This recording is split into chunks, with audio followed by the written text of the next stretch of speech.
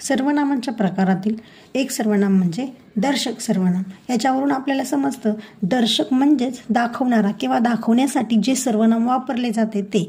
जवळची किंवा दूरची वस्तू बोटाने दाखवण्यासाठी जे सर्वनाम येते त्यास काय म्हणतात तर दर्शक सर्वनाम म्हणतात.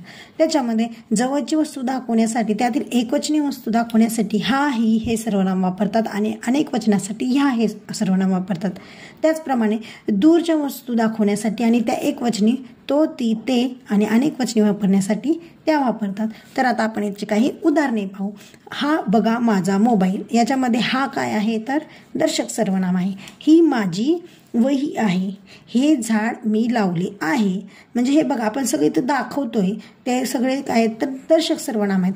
ह्या फुलांचा वास छान आहे. तो बघ माझा मित्र.